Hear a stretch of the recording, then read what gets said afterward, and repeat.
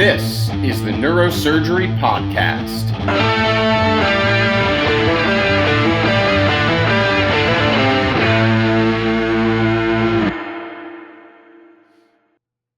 Welcome back to the Neurosurgery Podcast. Today, we are honored, delighted to be joined by Marc Arnold, yet another friend of Ricky Ditzel, whose name keeps coming up on this show.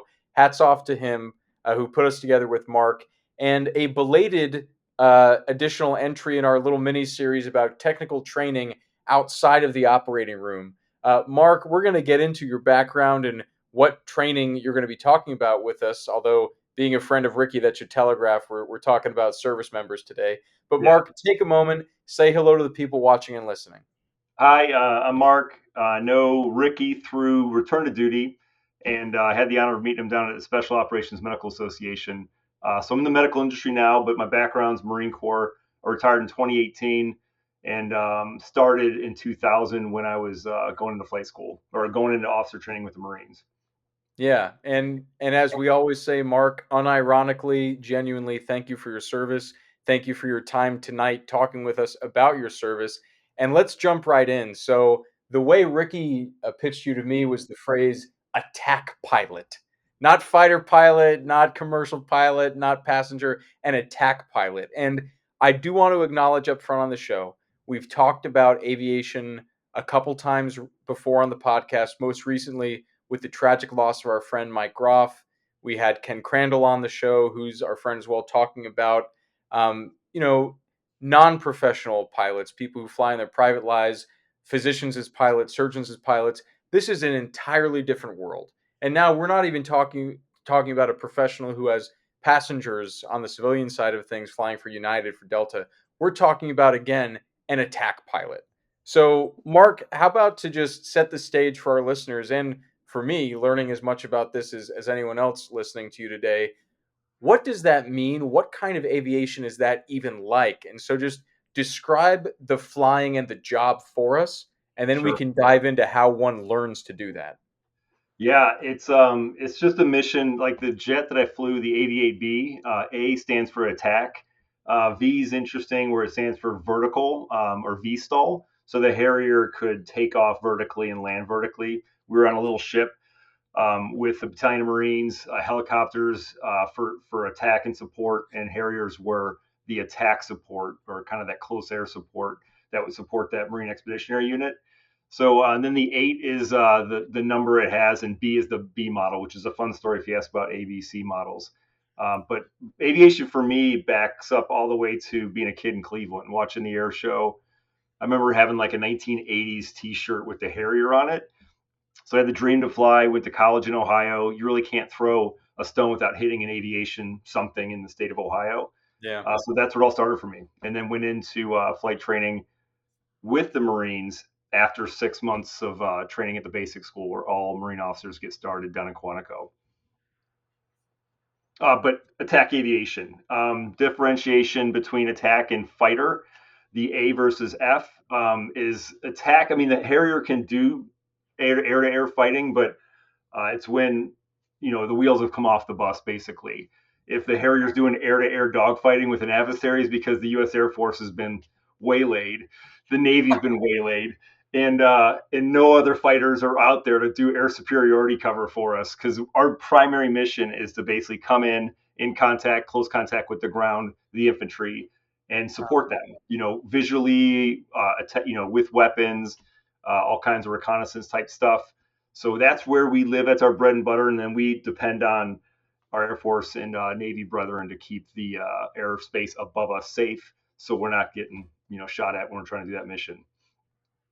So, Officer Arnold, really interesting. I remember I followed this when I was a kid. The Harrier it's a British jet, right?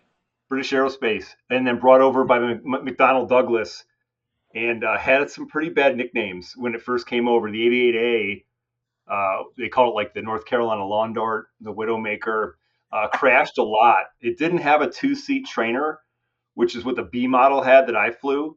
So it looked like this Velociraptor. It had a big old nose on it and this little tiny body because it's a small jet for two seats. Because when they first started flying it in the United States, folks would just get in it and give it full power.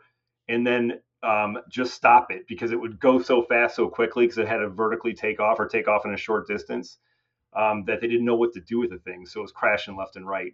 So then McDonnell Douglas took it. I think they took it to the B model, and then Boeing took over McDonnell Douglas, made some more improvements, made it a lot safer to fly. So the version I came into was much, much safer with some So let me stability. just see if I got this just for our listeners who aren't as familiar with the aircraft in the military. So my understanding is you're a Marine, right? So people are like, oh, why do we like? There was recently politically like, why do you need planes in the Navy, the Marines, the Air Force, the Army? Well, so Yeah. you're on a ship that carries, you said, a battalion, but it's not an aircraft carrier. It's got a deck, right, where you have some Osprey and then the type of Harrier jet you have. So it takes off, like it directs its jets down and just lifts off straight up into the air instead of like a typical plane, right?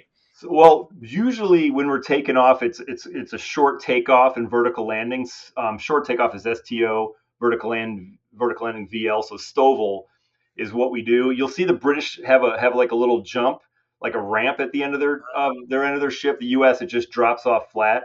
So you roll for a few hundred feet, and then the way the Harrier lands vertically is it has four nozzles that can point to the ground like four legs of a table. So Yeah. we put those nozzles down at an angle that just helps us just jump off the deck of the ship. And the funny thing is when you go off the side of the ship, you'll kind of dip below the deck as you kind of scoop out that jump takeoff. So we do that short takeoff and then yeah, backing up to the mission. Why do you need marine aviation? The the battalion or the Marine Expeditionary Unit, its main mission is to basically to start or react. So it's the 911 force of the United States. So you have infantry on there, you have all the logistics to support the infantry, you have comm on there, and then you have aviation assets to take those Marines onto the shore. You have waterborne assets that can take them, like literally drive them onto the shore and drop the gates World War II style. And then the Harrier goes up to be kind of that high altitude air power if they start getting shelled. So we have close air support and deep air support. Close air support is where you're actually seeing or you're in contact with the guys that are controlling you. Deep air support's like, hey, go forward to where the friendlies are and take out these enemy positions because we can't land with them there. So the Marines are unique, and we're the only ones that can really do that because the Army would then typically come in behind the Marines, 30, 60, 90 days later, and then kind of backfilling and then, really officially carry the war forward. So And then again, you, just to give the granularity to our listeners, sorry to interrupt you, yeah, Officer Arnold. So this is not like most people think about plane, like where you're gliding when you're landing and you're taking off. This is something that, if not done properly, not operated properly, has real elements of danger, crashing. I mean, you're taking off a very short runway. You've got to know how to work these engines. This is not like a typical plane. So this is, would you say, like a higher, almost a higher level of cognitive and performance-driven, elements, right? yeah, when you get to the training squadron for the Harrier, I think it's like 20 or 30 hours you spend in the simulator. So you're just constantly going through procedures and drills to get you ready for the jet. So by the time you get there, your brain really can't process what it's hearing and feeling because it's rumbling like you're at full speed, but then you're hovering. So Mm. because that early models, like you said, you really have to get into the details, like where everything's at, where the levers are to move those nozzles, like how to control the aircraft in vertical flight or hovering flight. So yeah, it's a lot for the brain to catch up on, and it takes a while for that now memory to get into your subconscious where you can just start doing that stuff automatically. We actually had So helicopter pilots that transitioned to the Harrier that did really well because they're so comfortable in a hover. Jet guys were out of fish out of water when they first started doing that. that's really interesting. And so let's drill in on that because now you're starting to touch on some of the technique and the skill acquisition, which is where I want to nerd out and talk about your process. So maybe we get a few quick questions to set some context here, and then you can wax poetic about learning this high level of aviation. Kid in Ohio, always dreamed of flying. Had you flown before you enlisted in the Marines? So yes, my I was lit on fire the first time I was taken up in a seaplane, two seat, tandem, one behind the other. A guy took me up, and I was like, "This is the moment!" Like where you just like you light up. You're like, "This is what I'm meant to do." Yeah. But it wasn't until I got to school did I formally start flying. So Kent State, State, Ohio University, Bowling Green, all have formal flight programs. So you go in as a college student, and you're in the aviation technology arena in many different ways as far as the Bachelor of Science and types of study. But it's a professional pilot program. As far Hmm. as the FAA is concerned, it's like a 141 program versus a Part 61 program, which is like if you just go learn on the weekends, mom and pop type of setup. So you do 4 years of disciplined FAA training, and so that's what I did. And most folks that don't go to the military or start piping into an airline or a some kind of corporate job to build time before they go into the bigger jets. Yeah, and so were you always intending to enlist or join the military after that? And was it like a scholarship thing, or at some point in your regular aviation training and school pathway did you then decide to go military? So I was very close to going to the Marines out of high school, and that's where you would enlist Yeah. and then go to college later. But I instead chose to go to Kent for the aviation program. And when I got there, didn't even realize the Marines had an aviation program. So I was Uh, family. I had World War II, Vietnam, Marine Corps history in my family. So I was aviation history one day, and this Marine walks in. I recognized the dress blues, and I was like, "That's interesting. What's he doing here?" And then I saw wings on his chest, and he was from my hometown. He was a helicopter guy, flew for the president in HMX-1, and again, it was like, wow, this couldn't be any easier. So I signed up under a volunteer program with the Marines called the Platoon Leader Class Program, or it's a different commissioning source. Instead of going in ROTC, where you're full time in college, going to classes and part of a ROTC group, I was more the volunteer. So I went to officer candidate school 2 summers, and I didn't have to take my commission, which is the way out of college to go into the military if I didn't want to, but I passed officer candidate school, and the Marine Corps says, "Hey, you passed OCS, you're eligible." And then I had to pass an air test, physical test, a bunch of medical stuff, and then when you graduate college, then you can accept your commission. If you sign, then you're locked in, and if you go to flight school, you're locked in for even more time because they need that payback time from training. yeah. So then let me ask you this.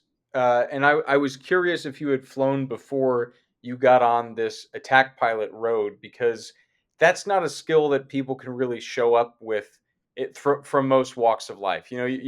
You sign up to join a special ops branch of the military or any branch, and you have to march and you have to run. Well, we can all walk, we can all run, right? You just have to do that more. But aviation, it's not like you're showing up for attack pilot school and you already know how to walk before they're teaching you how to run. So you had that basic level of skill. You could walk, and then you showed up and said, "Turn me into Usain Bolt, sir." So tell us then, because this is the rarer question and the rare opportunity to ask someone like you.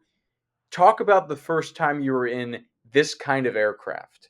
What was that So like, and what was that experience like physically for you?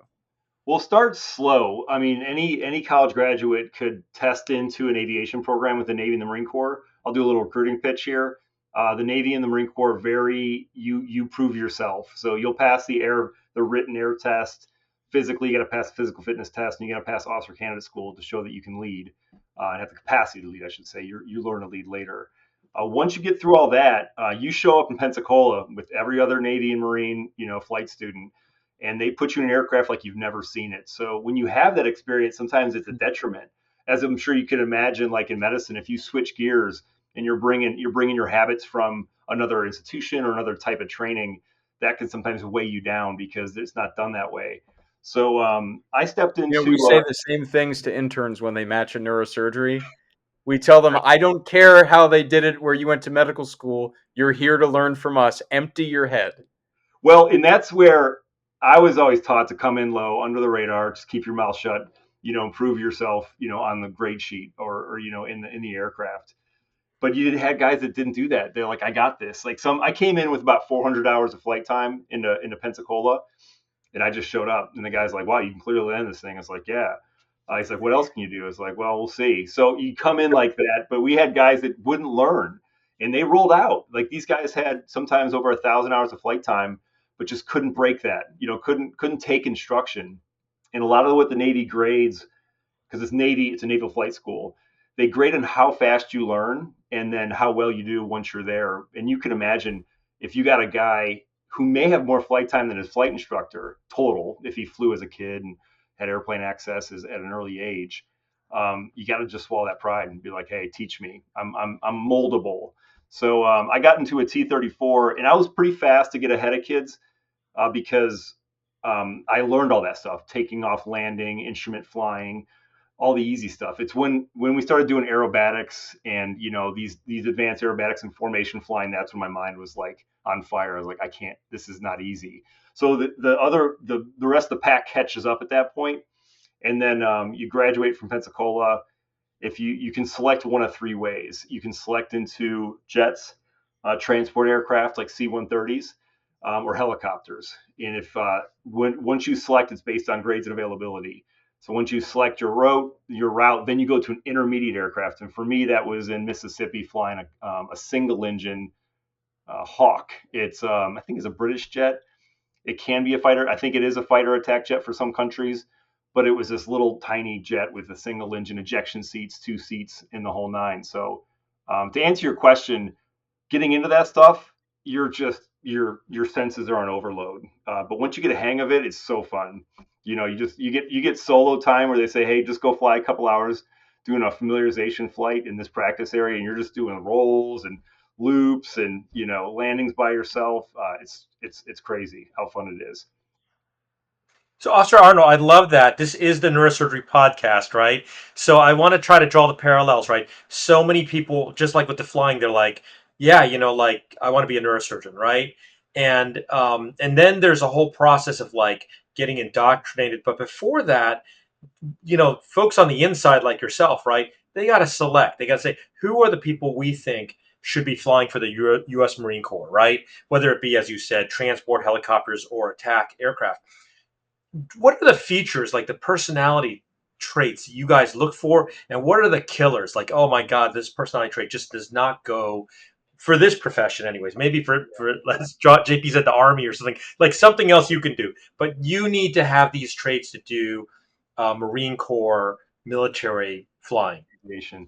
Yeah, it's I think I touched on it briefly. It's you just have to be humble, come and be a team player. The Marine Corps is really big about teaching you that your support to the infantry. Infantry is our primary mission. So that Mm. corporal, that sergeant on the ground with the rifle and radio, everyone else is just support. It's not your show. So if you come in with a mentality, specifically with the Marines, you're generally doing all right.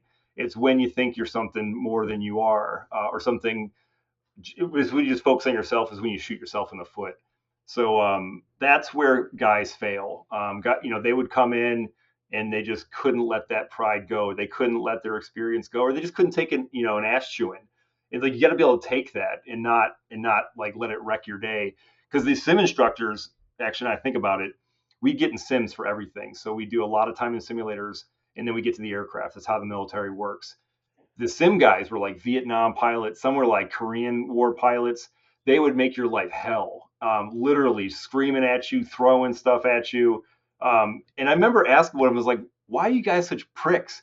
And he said, "Hey, Mark, if we don't stress you out in this simulated environment, you're never going to make it in the aircraft. So we have to pressurize you because we need. I know what you're getting ready for, and if if it's all puppy dogs and lollipops, you're not going to be ready." And you're going to fail. And I failed my job. So I imagine it's the same as you in medicine. There's crew resource management as an official thing that we talk about, using everyone in the aircraft, using air traffic control, using anybody, passengers, if they're passenger information. You got to be open to that. Take it and make team decisions.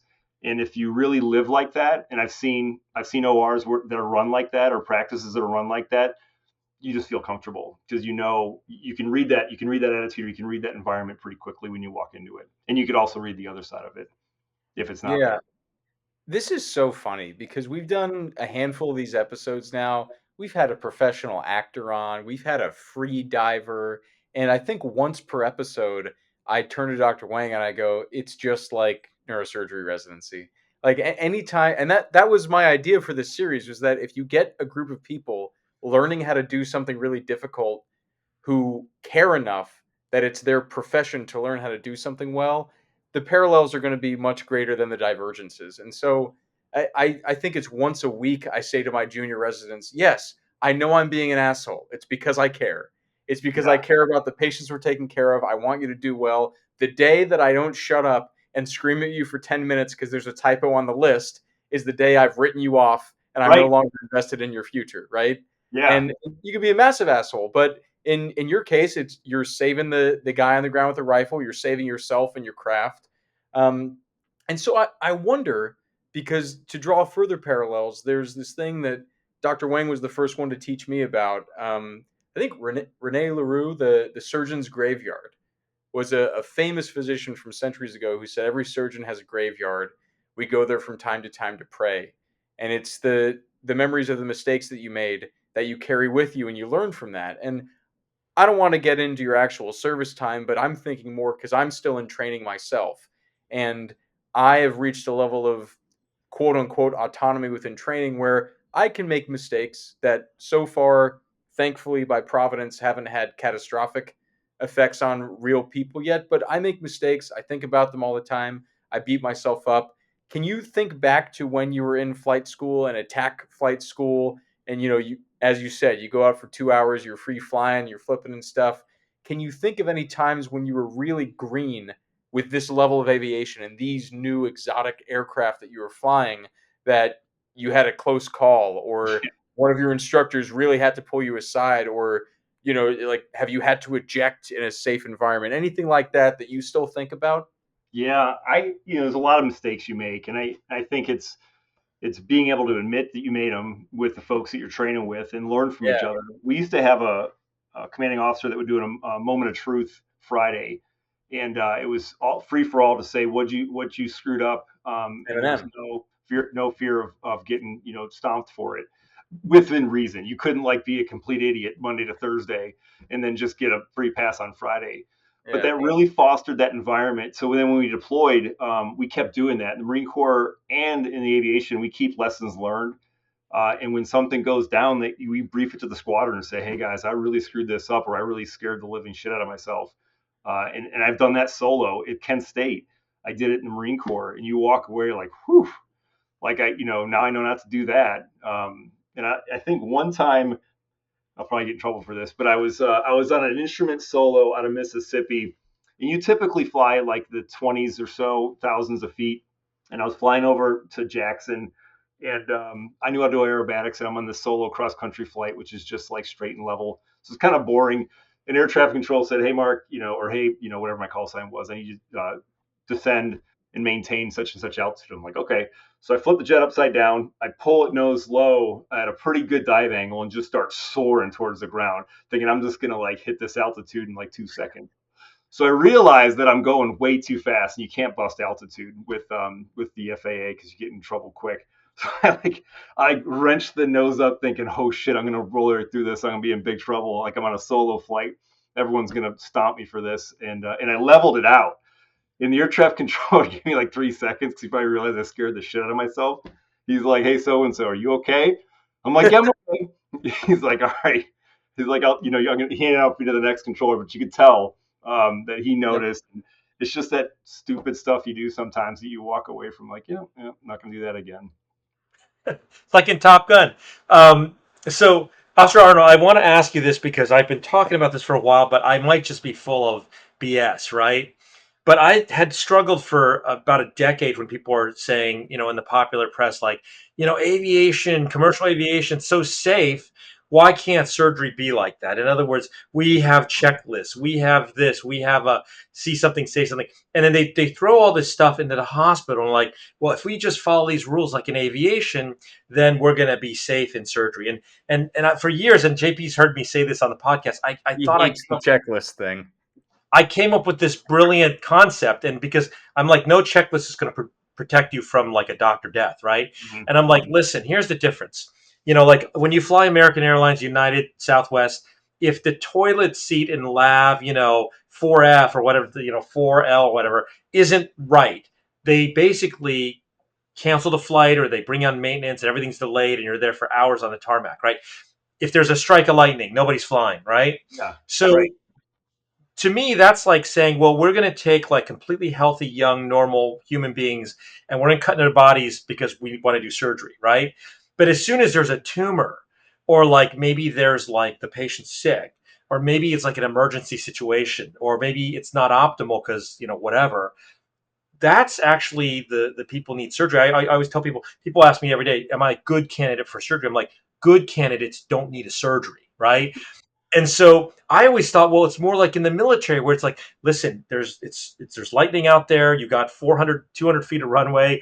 People are going to be shooting at you, and you're going to be shooting at other people, and it's going to be at night. And that to me is like what surgery's like. But tell me, like, am I just full of it? This is a bunch of garbage. No, I'm absolutely wrong. We should be like commercial aviation.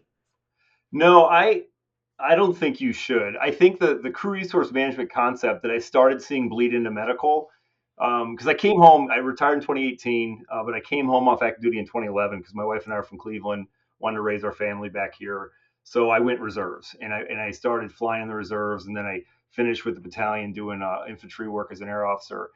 So I had to get another career because I wanted to stay home, and so I got away from it. I still fly. My son actually just said he wants to start flying, which is going to be so much fun. So as I got into medical, I didn't know what it was going to be like, but I was comfortable when I started getting into these environments and these different hospitals and practices, especially the Cleveland Clinic, where everything is buttoned down to a procedure. That's like the beginning step of just being on the same sheet of music, being standardized, is like having a way to do something. And I remember meeting pilots, especially anesthesiologists, they would talk about their life as a flight. An anesthesiologist is kind of the riskiest parts is taking off. Cruise flight's easy, and taking a patient out of anesthesia is super risky too. So it's the hardest part, like landing.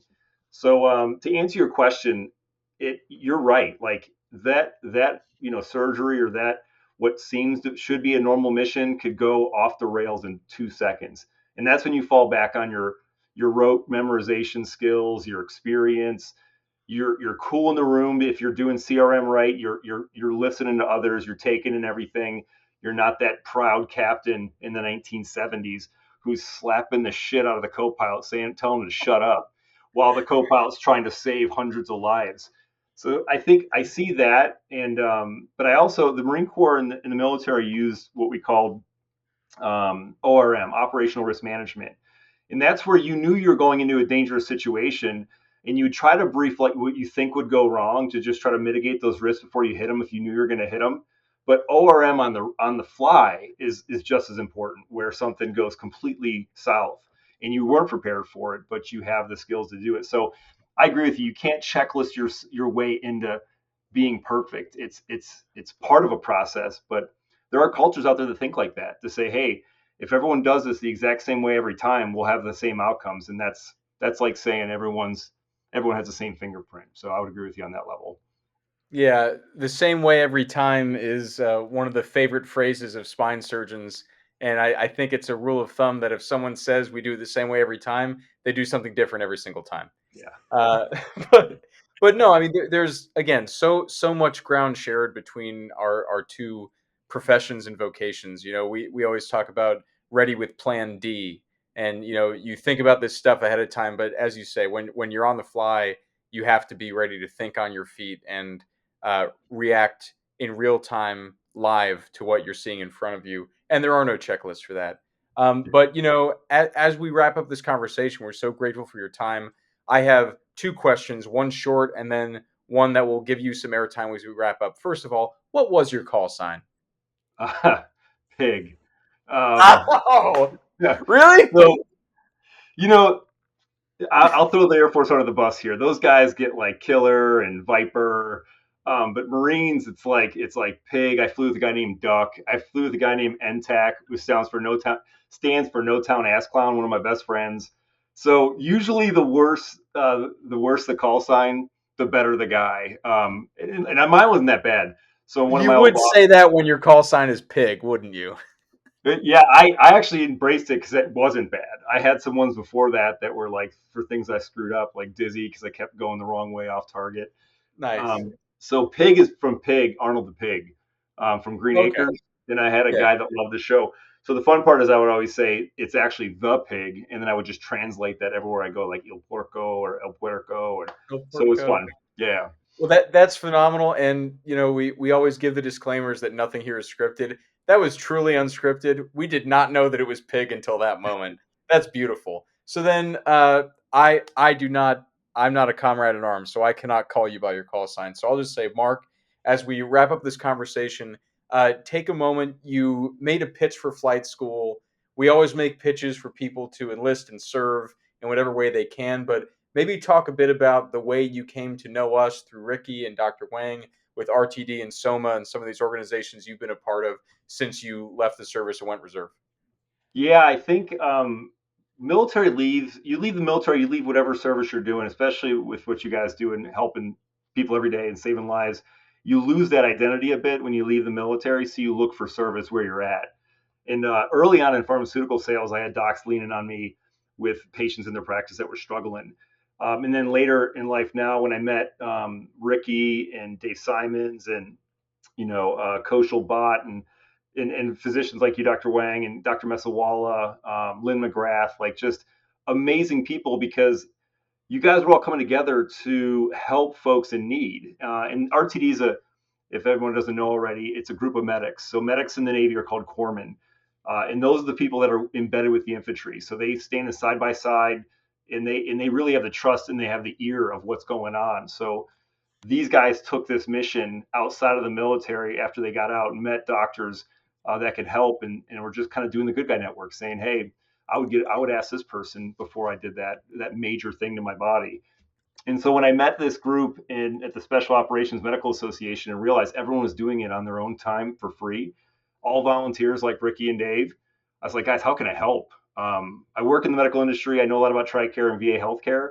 If you get a service member who needs care because they're getting these opinions from world-renowned physicians, just tell me, and I'll help them navigate like where in the military system that exists or where in the civilian network, how the process works. So you just get called to action when you meet people that are just truly digging in. And I remember listening to a podcast years ago. It says like free work is the real work.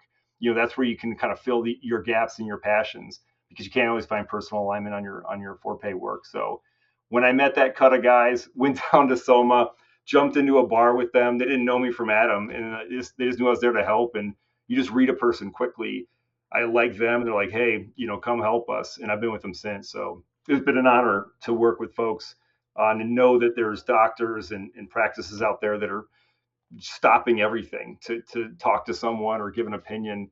It's just what's right about, life. So that's my pitch and how I met Ricky and the RTD team. Well, that's phenomenal. Mark, thank you so much for coming on the show, for giving us your valuable time away from work, away from your family. Congrats on the son interested in flying. Yeah. This conversation has been a long time coming, getting the schedules to all line up. So it's really great to see you face to face and talk. Uh, as always, thank you for your service. Thank you for your time tonight. Attack pilot. Attack pilot. That's Hey, awesome. you Mark guys can Arnold, call me thank you for Pig. coming on the It's show. it's always on the table. That's what people know me as. So please. But thank you guys. Phenomenal. I really enjoyed being here with you tonight.